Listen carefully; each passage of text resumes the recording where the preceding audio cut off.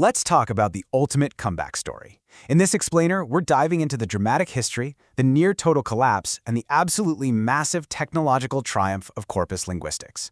It's basically the story of how a method that was once totally written off by academics rose from the ashes to become the literal foundation of modern language technology, including the very algorithms that predict your next text message. So to really wrap our heads around this, let's try a quick thought experiment about the sheer mind-boggling scale of the language we use every single day. Imagine you open up a random novel, and you just point your finger at a totally normal, everyday sentence. Not a famous quote or a legal disclaimer, just regular words. Could you find that exact sequence of words in another book in the library?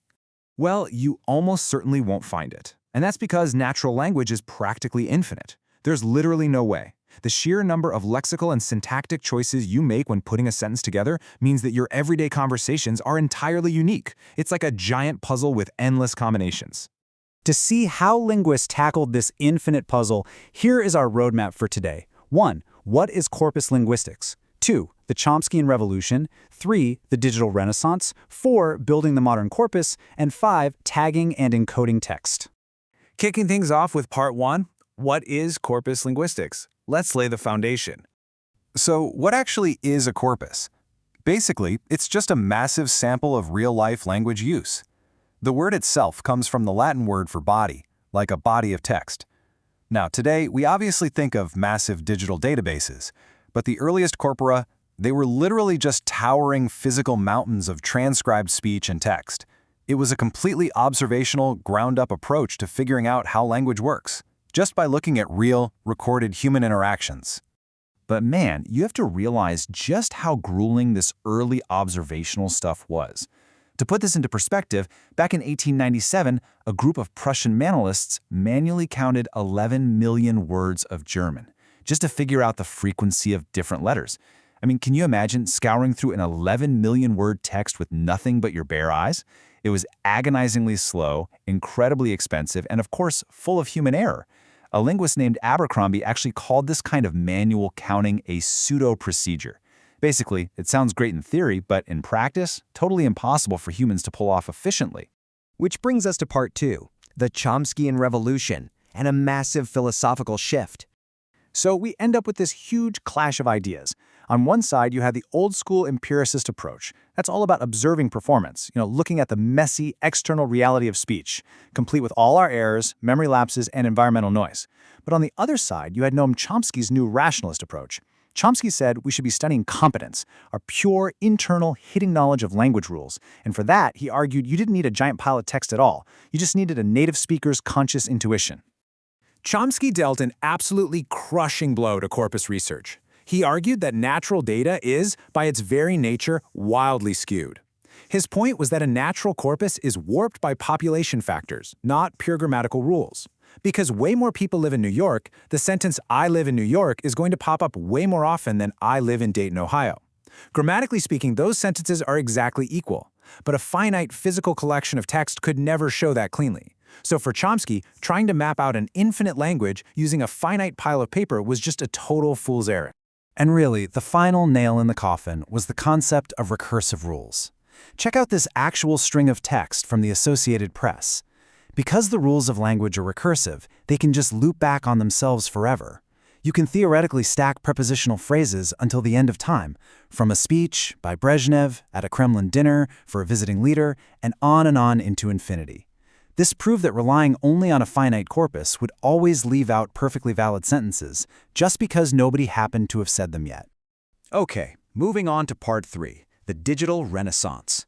This is where technology swoops in to save the day. The linguist Charles Fillmore had a really funny way of summing up the divide between these two camps.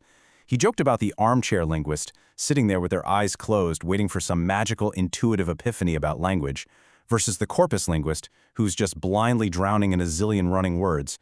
But the reality is, you kind of need both. If you only rely on introspection, you end up analyzing super weird artificial sentences that nobody would ever actually say in the real world. You absolutely need the hard data of a corpus to objectively verify your theories and to measure how often words are actually used. So, during what people thought were the dark ages of corpus linguistics in the 60s and 70s, a few pioneers were quietly keeping it alive using early computers. In 1949, a Jesuit priest named Father Roberto Busa actually convinced IBM to help him index a massive medieval text by Thomas Aquinas using punch cards. Then, in 1956, Alphonse Julian started pioneering mechanolinguistics across multiple languages. And soon after, massive foundational projects like the Survey of English Usage and the Brown Corpus got off the ground. Against all the odds, these pioneers were setting the stage for an epic comeback. Because suddenly, digital computers took this impossible pseudo-procedure that critics used to mock and turned it into an absolute superpower. I mean, think about it. A machine doesn't get tired. It can instantly retrieve exact contexts, sort huge chunks of data to find hidden patterns, and crunch precise statistics in seconds. Practically overnight, technology completely destroyed the old argument that corpus linguistics was just too slow to be useful. Let's jump into part 4, building the modern corpus. How exactly do we do this today? Well, unlike those old, messy piles of paper, today's corpora are carefully constructed, machine-readable yardsticks. Remember that wild skew Chomsky was so worried about? Modern linguists get around that by using maximally representative sampling. They carefully balance out different genres, different authors, and mix spoken text with written text. Some of them, like the British National Corpus, aim for a specific, massive target, like exactly 100 million words, just to give us a really solid snapshot of a language. Others are open-ended, monitor corpora that just keep growing, tracking new vocabulary as it enters the culture. And most importantly, these all serve as standardized references. It means researchers worldwide, and even the folks building modern AI, can test their theories and actually verify their findings objectively. And finally, part 5, tagging and encoding text. This is all about how we make that data explicit. So to actually pull real meaning out of all this raw data, we have to look at the matrix of the text itself. Linguists use agreed-upon standards like the Text Encoding Initiative to embed crucial information right into the text files. They use these little header tags to tell the computer who the author is, layout tags like a P in brackets to mark a new paragraph, and specific entity codes to literally flag the exact grammatical function of a single word. This explicit annotation is a total game changer. It transforms a basic text document into a rich, fully searchable database. Think about it. When you or I read the word loves, we implicitly know it's a third-person singular present tense verb, just based on our internal human grammar. But a computer doesn't know that. By sticking a specific tag onto that word, linguists are taking our hidden, implicit human knowledge and making it explicit for the machine.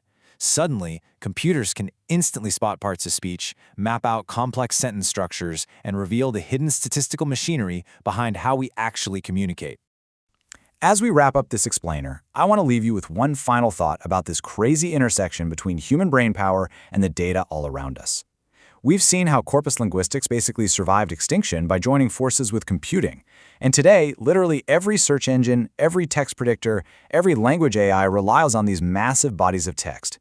So it really makes you wonder, if machines learn language by finding statistical patterns in huge text corpora, is our own human intuition really just the result of the massive real-life corpus of speech we've been absorbing since the day we were born? It's pretty wild to think about. Thanks for joining me on this deep dive into the architecture of language, and keep questioning the data around you.